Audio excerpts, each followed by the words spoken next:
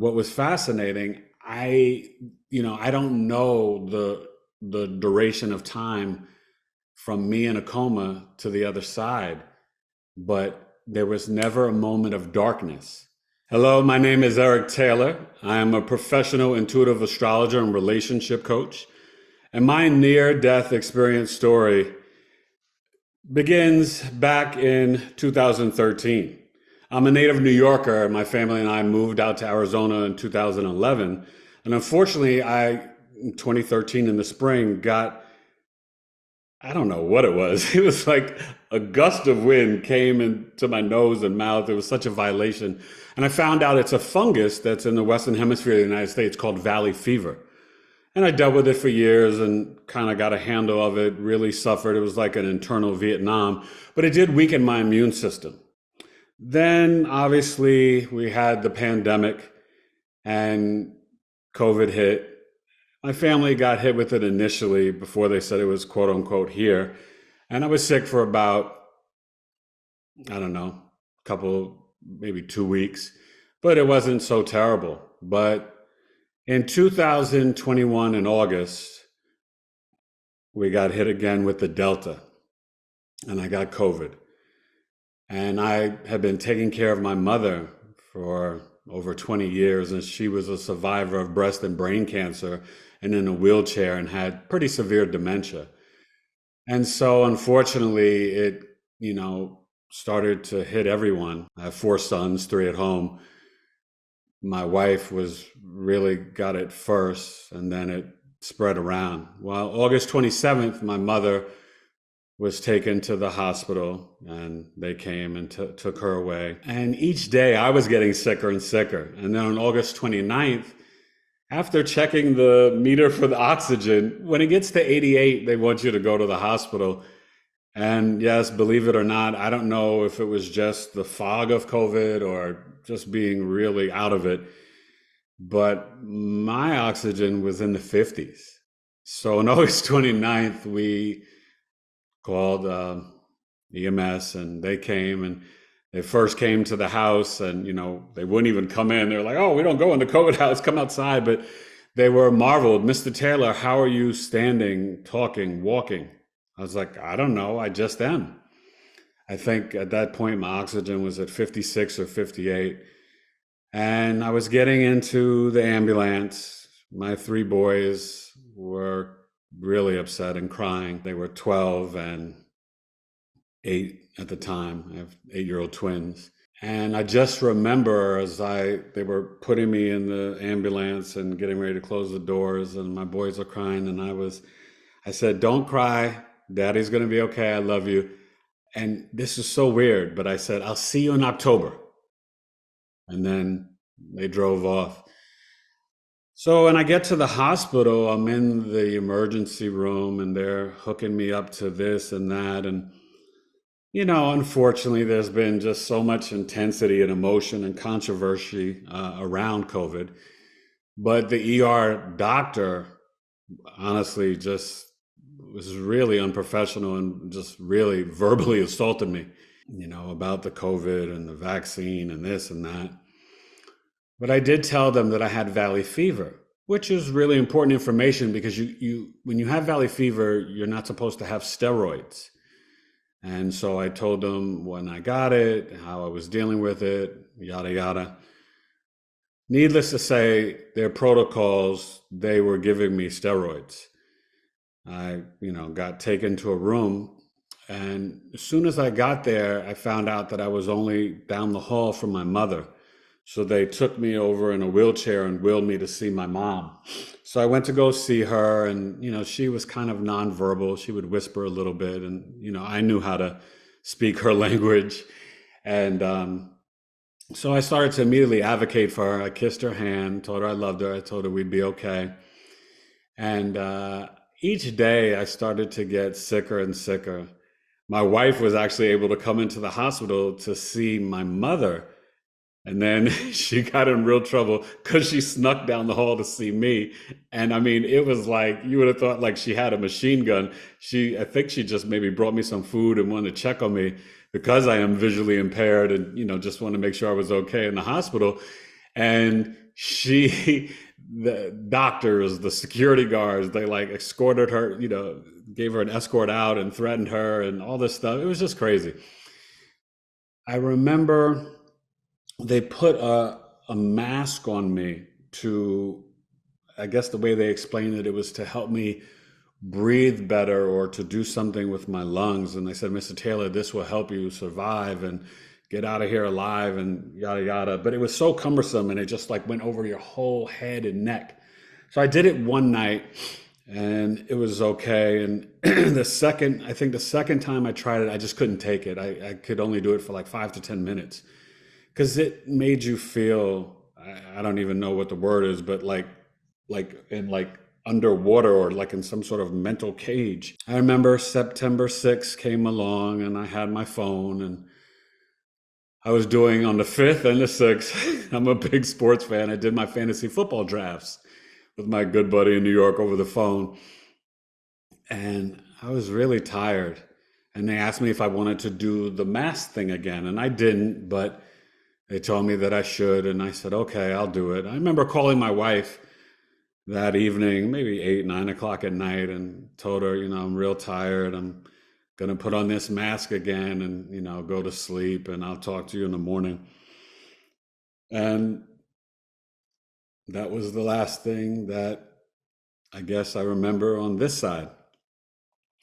My wife got a phone call around 11 p.m. at night on September 6th, just a few days before my birthday. I was 50 years old. I got denied the monoclonal antibodies, which made no sense because I know that I had a neighbor who was like 87 and they got it. And, I'm a husband with 4 sons and, I don't know why I didn't get it, but I was denied it. And, the doctors were talking about different things. Well, you could maybe do this or do that, but, it just wasn't stuff that was practical or that I could get. And she got a call at 11 p.m. in a panic. Death is imminent. Your husband's organs are failing. Death is imminent. We'll call you back in about an hour. Click. And that was the phone call she got. And I guess, I don't know if I coded. They didn't tell her. And they called her back in an hour and said that I was hooked up to a ventilator. And that was September 6th. She wasn't allowed to come to ICU to see me physically until September 21st. On my birthday, my wife and friends had recorded all these messages for me, and they were able to play it for me over the phone and FaceTime. And I guess for me, what was fascinating, I don't know the duration of time from me in a coma to the other side, but there was never a moment of darkness. I just was kind of remembering that I was in a hospital. But what was wild is when they were playing the birthday messages for me, it must have been the same time that in a coma, I guess the one positive experience when I was in a coma, I had the biggest birthday party that you could ever imagine that I've never had in real life. But I guess it was something that I always desired. It was a black tie affair. And it was this big ballroom that I walked into. And I literally saw cousins, family members, friends from all walks of life, elementary school, middle school, high school, the 2 colleges I attended, adult friendships. It was just like the ball and the bash of all birthdays, and that would have been my 51st birthday. I do remember just kind of all the scenes that I was experiencing were in the hospital. Everything was so bizarre and weird, but I wasn't understanding what was going on because everything seemed so real. And then I remember being in a wheelchair and being in my house, but my house didn't look the same. It was like a duplex, and I live in Arizona and it's just 1 floor, and there were different people there and other children. And I think one of my wife's good girlfriends and my niece and some other people, and I think her boyfriend and some other man. And in the basement, there was all this weird stuff going on and a lot of demonic stuff and stuff in sexual nature that just was not a part of our lives, that was really insane. And I just remember my kids were not, they weren't behaving, they weren't listening to me. But I remember going on a trip to the hospital, and this was the one time that I remember in a coma seeing my mother. And we had to, in the hospital, everything was high tech. And I had to like kind of lift up out of the wheelchair, but I couldn't. And my mom, ironically, could, to go into like this, almost like a cylinder to be tested. And they were like testing I think it was my teeth, to see something about my sickness or something about my health. And I couldn't get in there. And like people were like laughing at me for some reason. And I just remember I had no control over my bodily fluids, and, would go to the bathroom on myself, all these things. It was humbling, embarrassing. It was just terrible. But that was the only time in a coma that I saw my mother. And I can remember being trapped in a dungeon in Phoenix. And it was like in this restaurant, and this Latina woman had stolen my, I think, identity, but my wallet, and was trying to use my credit card. And I was sort of trapped, and there were these fiery torches, and it was really dark. And I just kept going from there to being in California, going through these different spiritual tests, and then going on a spaceship because we were going to go to Mars, and then going on a trip to London where I was going to do some experiment for my eye disease. I have retinitis pigmentosa that affects the rods and cones in your retina, in your eyes, and can take away your vision. Thankfully, I still can see today. But I remember I died in a coma, but I came back to life. And it was really strange because for me, I realized that there was nothing to fear.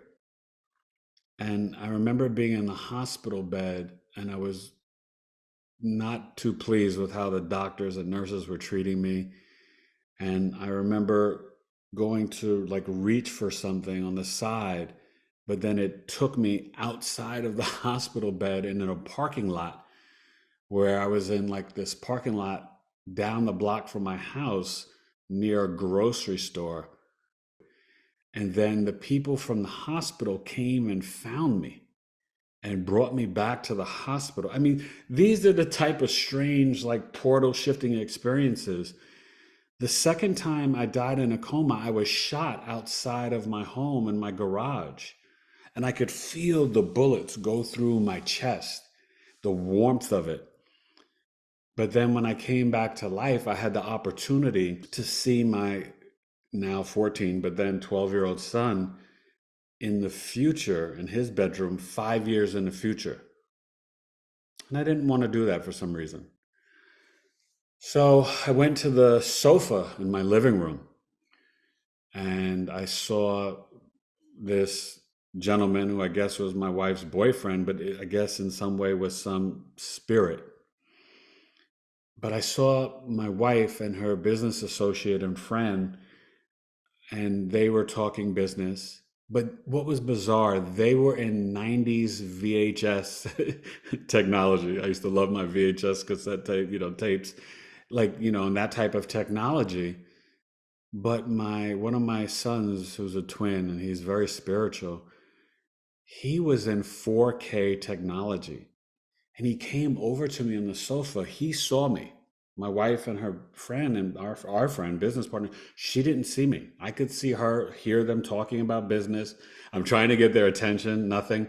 But my son came over to me on the sofa and gave me a hug.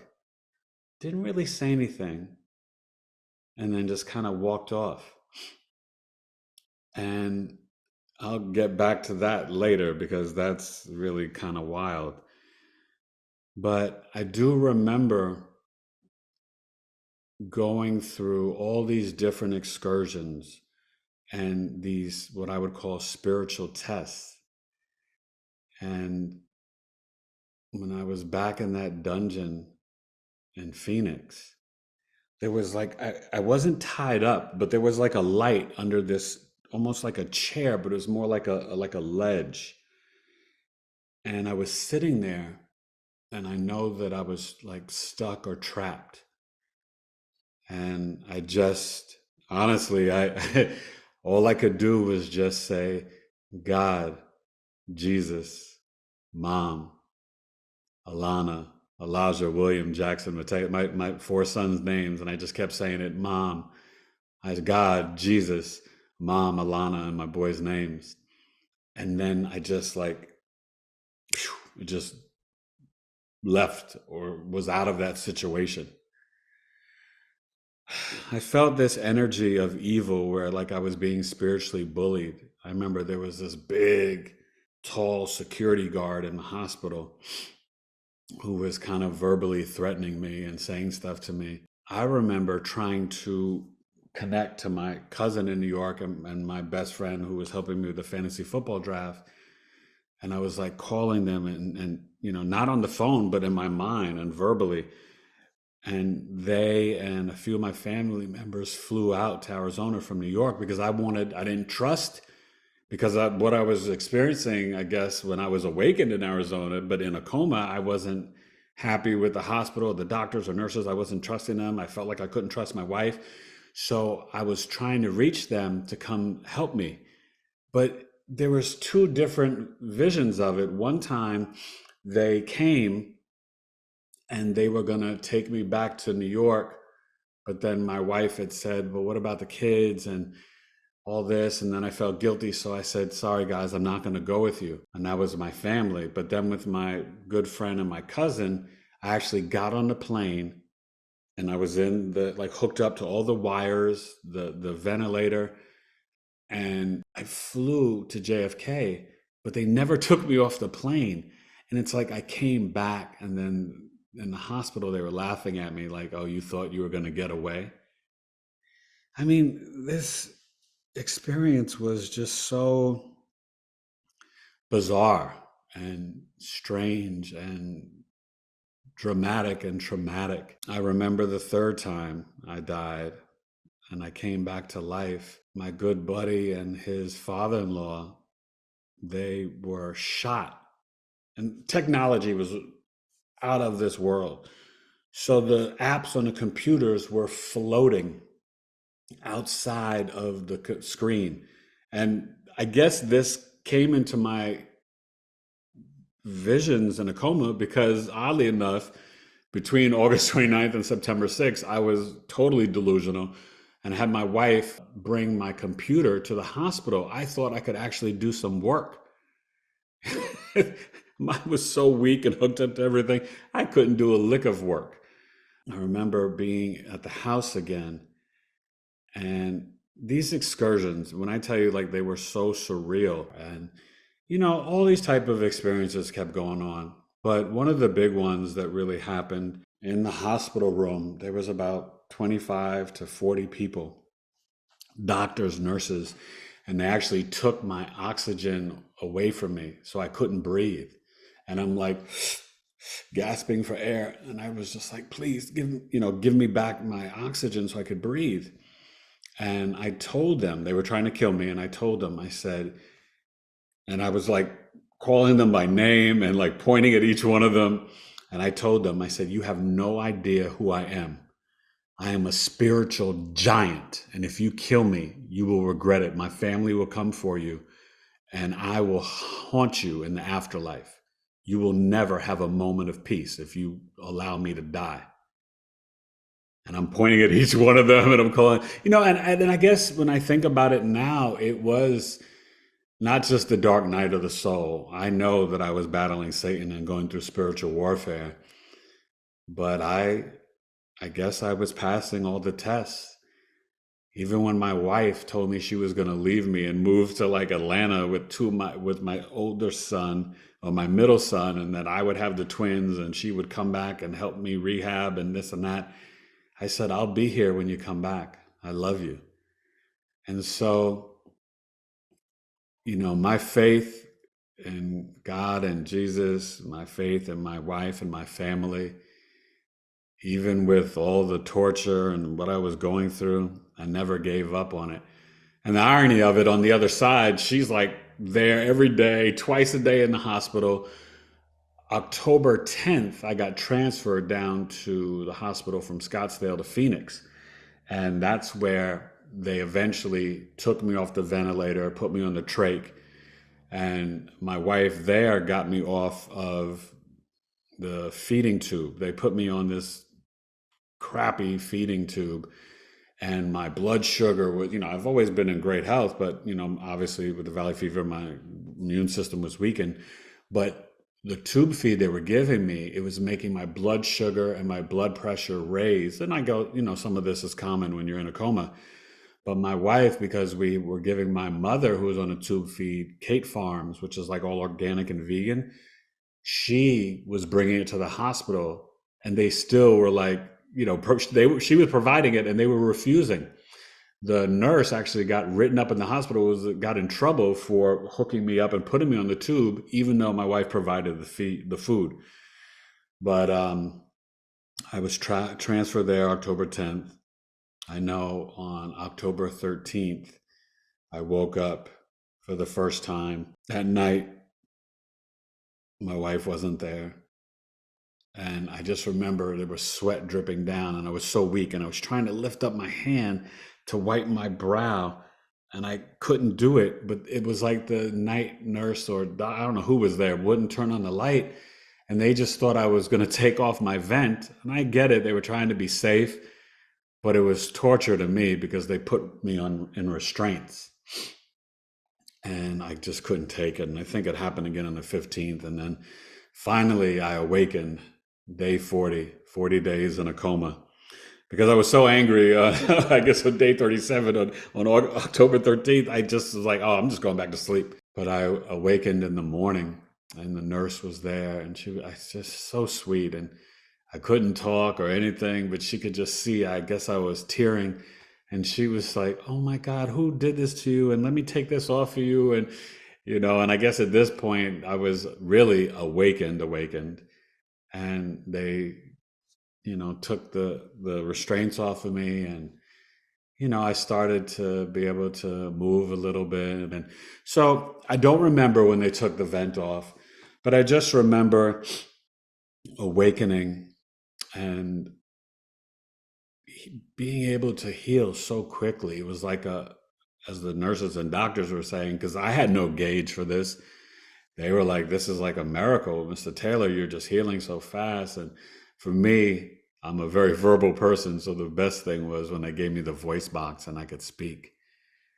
But one last thing that I want to share that I remember was I was doing like these spiritual tests, and this woman wanted me to like cut off my locks and dye them different colors, and they wanted me to represent them at this big huge parade. And I told them no, because it wasn't who I was, and it wasn't part of my belief system what they wanted me to represent. And that was one of the last big tests, that and the whole breathing thing and calling out the doctors and nurses, that I remember, being in a coma. My wife had told me that one time, I'm an MC and I rhyme, and they had were playing music for me over the phone, and I was like, they were playing like a Tribe Called Quest and KRS-One, different hip hop music, and they said I was like dancing, and that my blood pressure started to raise, and my wife and my boys were excited, but they got scared because they came on and like, oh, stop, and they're like, is he okay? And they're like, no, he's fine, but his pressure's getting too high, Mrs. Taylor. But this is a good sign. It's letting us know he's there. And I bring this up to say that they started to strip some of the medicine away from me. And they told my wife he should start to move and awaken. Because they were, imagine 40 days. There were times where my wife said I was just like totally just like limp, dead. And so they did a CAT scan of my brain and everything seemed to be okay. Well, 5, 6 days had passed. This is probably early October. And they took away more medicine and they said, oh, he should awaken in a day or two. Nothing happened. And they got really scared. My wife was scared. And then they ordered an MRI of my brain and everything was fine. I guess that I told her, I said, I was doing work. I was busy fighting. I was battling Satan. I had work to do. But I just, you know, I, what I went through was, I don't even understand. But I know that I went to different dimensions. And I remember being down in Kentucky and there was some man named Clay who was trying to steal my home and said that I was related to Muhammad Ali, Cassius Clay, and that he had a right to take my home because I was related to Cassius Clay and he was the Clay family from Kentucky. I mean, crazy stuff. I'm not related to Muhammad Ali or Cassius Clay. I mean, but these were the vignettes. These were the experiences that just kept going and going and going. But I did realize there's nothing to fear. And my faith was definitely strong. And I know now, after I have awakened and healed, my spiritual gifts and abilities have been heightened, my intuition, even working with clients, doing astrology. I know things that are above and beyond my astrology knowledge, more intuition and spiritual gifts. I don't like to use the word psychic because I don't, that's a big term and I'm not claiming anything like that. But I know my senses have increased, my sense of smell and hearing.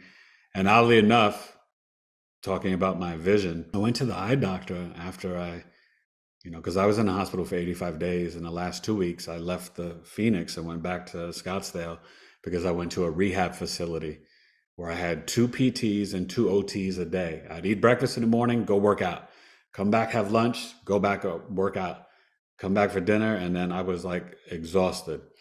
But I told them, I said, listen, I have to get back to my family. I have to get back to working and making money. So I said, do me a favor. I'm going to work as hard as I can. I'm a New Yorker. I'm tough. I said, but just don't let me hurt myself. But whatever you ask of me, I will do a little bit more because I felt obligated to build myself back up. And I made it home Sunday, November 20th, 2021, right before Thanksgiving. Thank God, with no oxygen. And I was only on my walker for about 3 weeks. I went to outpatient therapy.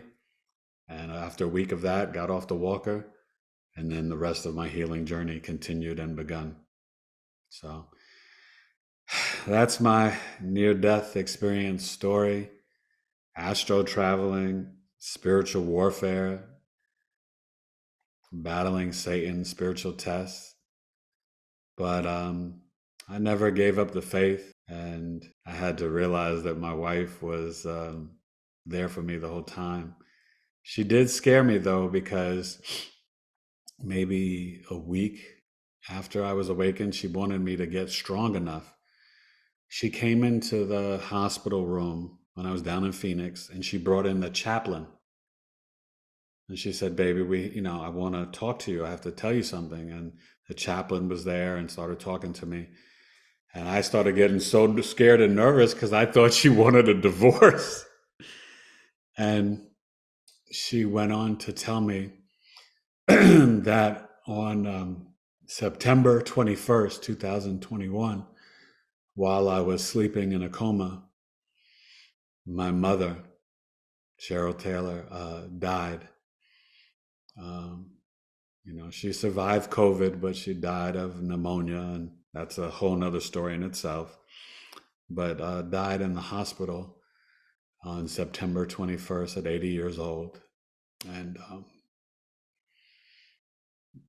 that was hard. And,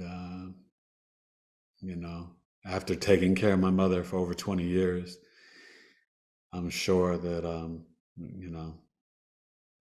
in some way we had to be separated for her to go and for, me to maybe not be there. And so that's what happened. And one of the nurses said when he first came into my room in the hospital in Phoenix, that he felt this giant spirit over me with so much love. And my wife had told him that my mother had just passed away, 2 weeks ago or whatever. And he said, wow, I can feel her presence. So that was the journey. And I miss her every day. And both my parents are in heaven. And it was day 72 at the rehab facility. I got there at night, and that next afternoon was the first time I was able to see 3 of my 4 sons. My oldest son is in Texas. And, but I got to be outside and feel the sun on my body and the gratitude for fresh air and the sun and hugging my children.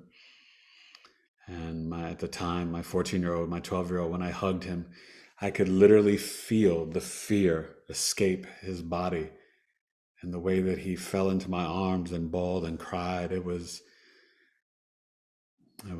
just amazing and wild. And I was just so glad to hold him. And, I'd spoken to them over FaceTime and the phone, but it was the first time I got to physically see and touch my boys.